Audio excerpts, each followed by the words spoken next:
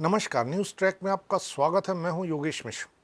भारत और पाकिस्तान के बीच हाल ही में सीज फायर की घोषणा हुई है।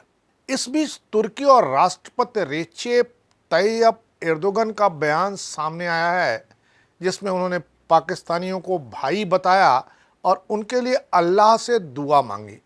यह बयान कोई नई बात नहीं है, क्योंकि तुर्की का झुकाव लगातार पाकिस्तान की ओर देखा गया है।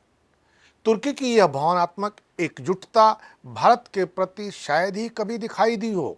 इस रुख की जड़ें सिर्फ आधुनिक राजनयिक नीतियों में नहीं, बल्कि इतिहास की गहराइयों में छिपी हुई हैं। भारत और तुर्की दो ऐसे राष्ट्र हैं जो भौगोलिक रूप से अलग अलग महाद्वीपों में स्थित होने के बावजूद ऐतिहासिक, सांस्कृतिक, राजनीतिक और व्यापारिक स्तर पर एक दूसरे से जुड़े रहे हैं। एक ओर भारत दक्षिण एशिया की एक विशाल लोकतांत्रिक शक्ति है, तो दूसरी ओर तुर्की यूरोप और एशिया के संगम पर स्थित एक प्रमुख रणनीतिक और आर्थिक केंद्र है। इन दोनों देशों के बीच संबंधों में समय समय पर उतार चढ़ाव आते रहे हैं, लेकिन बीते दशकों में परस्पर व्यापार, निवेश, शिक्षा, संस्कृति और कूटनीति जैसे क्षेत्रों में सहयोग लगातार बढ़ा है। भारत और तुर्की के बीच संबंधों की नींव ऐतिहासिक कालखंड में पड़ी थी, जब मुगल साम्राज्य की स्थापना करने वाले बाबर और उनके पूर्वज तैमूर का रिश्ता तुर्की से जुड़ा हुआ था। तुर्की की इस्लामी विरासत और भारत में मुसलमानों के आगमन के साथ सांस्कृतिक आदान प्रदान बढ़ा। मध्य एशिया और पश्चिम एशिया से तुर्कों का भारत आना, यहाँ व्यापार करना, प्रशासनिक भागीदारी और सांस्कृतिक प्रभाव सब देखने को मिला। ब्रिटिश राज के दौरान तुर्की और भारत की जनता के बीच परोक्ष रूप से संपर्क रहा, विशेषकर खिलाफत आंदोलन के समय, जब भारतीय मुस्लिम नेताओं ने तुर्की के खलीफा के समर्थन में आंदोलन चलाया। इस आंदोलन ने न केवल भारत में मुस्लिम राजनीतिक चेतना को जगाया, बल्कि तुर्की को यह एहसास कराया कि भारतीय मुसलमान उनकी भावनाओं से जुड़े हुए हैं। भारत की स्वतंत्रता के एक वर्ष बाद 1948 में भारत और तुर्की के बीच औपचारिक राजनयिक संबंध स्थापित हुए। इसके बाद दोनों देशों ने एक दूसरे की संप्रभुता और क्षेत्रीय अखंडता का आदर करते हुए परस्पर सहयोग के रास्ते खोजने शुरू किए। साल 2016 और 17 की बात है, जब तुर्की में तख्ता पलट की कोशिश हुई थी। तुर्की सरकार ने इसके लिए अमेरिका में रह रहे धर्मगुरु फतुल्लाह गुलान और उनके नेटवर्क को जिम्मेदार ठहराया था। तुर्की के अनुसार गुलान मूवमेंट को CIA का समर्थन प्राप्त था। अमेरिका इस आंदोलन के जरिए तुर्की सरकार को अस्थिर करना चाहता था। उस समय तुर्की के राष्ट्रपति एर्दोगन ने भारत से अनुरोध किया कि वह भारत में सक्रिय गुलान मूवमेंट से जुड़े स्कूलों और संस्थानों को बंद करवा दें, लेकिन भारत ने तुर्की की इस मांग को नज़रअंदाज कर दिया। इसके बाद से ही एर्दोगन भारत के विरोध में और पाकिस्तान के समर्थन में कई बार सामने आए। खासकर कश्मीर के मुद्दे पर उन्होंने संयुक्त राष्ट्र समेत कई मंचों पर पाकिस्तान का साथ दिया, भारत के नीतियों की आलोचना की। हाल ही में पहलगाम हमलों के बाद भारत ने पाकिस्तान और POK में ऑपरेशन सिंदूर चलाया। तब एर्दोगन ने पाकिस्तान के प्रति फिर सहानुभूति जता दी। हालांकि भारत और तुर्की के संबंधों की जड़ें बहुत गहरे अतीत में छिपी हुई हैं। लगभग 800 साल पहले 1206 में जब दिल्ली सल्तनत की स्थापना हुई, तब इसके पहले 4 वंश, गुलाम वंश, खिलजी वंश, तुगलक वंश और सैयद वंश, मूलतः तुर्क मूल के ही थे। कुतुबुद्दीन ऐबक, जो दिल्ली सल्तनत का पहला सुल्तान बना, मूलतः एक तुर्क गुलाम था। मोहम्मद गोरी की मृत्यु के बाद उसने सत्ता संभाली। उसका उत्तराधिकारी इल्तुतमिश भी तुर्क था। उसने भारतीय राजनीति में स्थायित्व लाने के लिए काम किया। अलाउद्दीन खिलजी, जो खिलजी वंश का प्रमुख शासक था, वह भी तुर्की मूल का ही था। उसने प्रशासन और सेना में विभिन्न जातीय समूहों को शामिल किया। तुगलक वंश के शासकों की सेना में भी तुर्क महत्वपूर्ण भूमिका में रहे। इन शासकों के दौर में भारत में तुर्की भाषा और संस्कृत का प्रभाव स्पष्ट रूप से देखा जा सकता है। दिल्ली सल्तनत और आरंभिक मुगल काल के दौरान तुर्की भाषा भारतीय राजनीति और संस्कृति में प्रभावी रही है। बाबर, जो मुगल साम्राज्य का संस्थापक था, तुर्क उज़्बेक भाषा का कवि और लेखक भी था।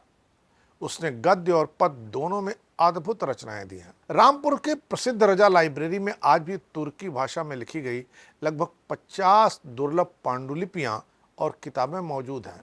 यह भारत और तुर्की के गहरे सांस्कृतिक और भाषाई संबंधों का प्रतीक है।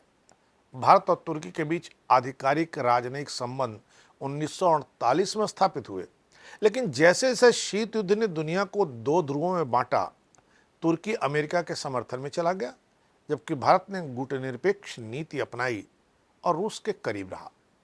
पाकिस्तान जो अमेरिका का विश्वसनीय सहयोगी बना, तुर्की के और भी नजदीक आ गया। इससे भारत तुर्की संबंधों में धीरे धीरे खटास आती चली गई। आज हिंदी और तुर्की भाषाओं में 9000 से अधिक समान शब्द पाए जाते हैं, जो सांस्कृतिक निकटता की ओर संकेत करते हैं। इसके बावजूद राजनीतिक दृष्टिकोण में दोनों देश विपरीत ध्रुव पर खड़े हैं। 1912 के बाल्कन युद्ध के दौरान भारत के स्वतंत्रता सेनानी डॉक्टर एम ए अंसारी ने तुर्की में चिकित्सा सहायता प्रदान की थी। भारत ने 1920 के दशक में तुर्की के स्वतंत्रता संग्राम का समर्थन किया था। बाद में गणराज्य बनने की प्रक्रिया में भी भारत ने सहयोग दिया। महात्मा गांधी ने वह तुर्की के खिलाफ हुए अन्याय की निंदा की थी, खिलाफत आंदोलन चलाया था। 15 अगस्त 1947 को भारत की आज़ादी के तुरंत बाद तुर्की ने भारत को मान्यता दी। इसके बावजूद समय के साथ साथ संबंधों में खटास बढ़ती चली गई। 11वीं सदी में महमूद गजनवी के सेनापति सैयद सालार मसूद गाजी इस्लाम फैलाने के उद्देश्य से भारत आया था।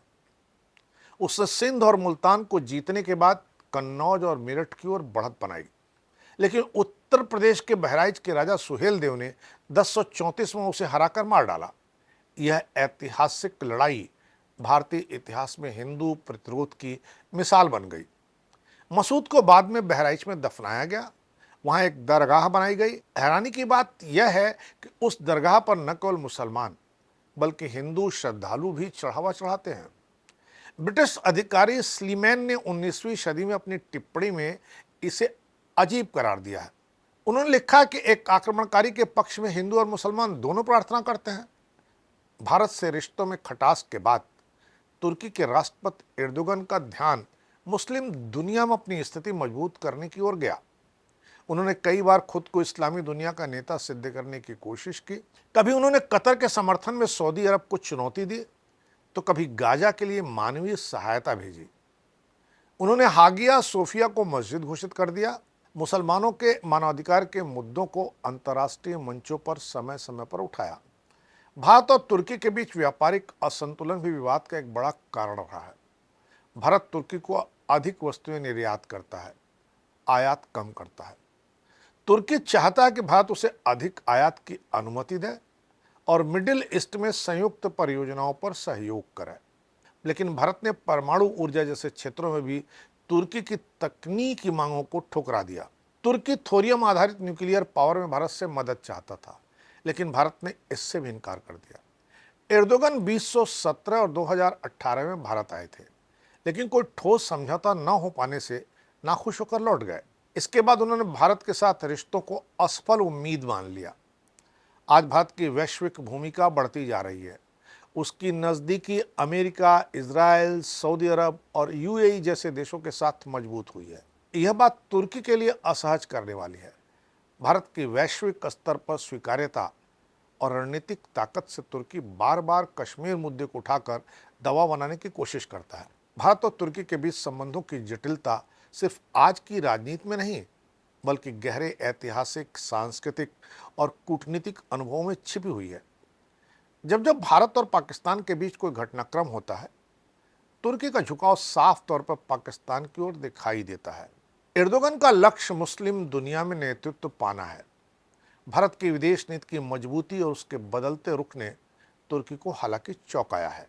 इस सब के बीच भविष्य के भारत तुर्की संबंध कैसे आकार लेंगे, यह अंतर्राष्ट्रीय परिस्थितियों और परस्पर नीतियों पर निर्भर करेगा। देखना है अंतर्राष्ट्रीय परिस्थितियों और परस्पर नीतियों को दोनों देश समझते कैसे हैं।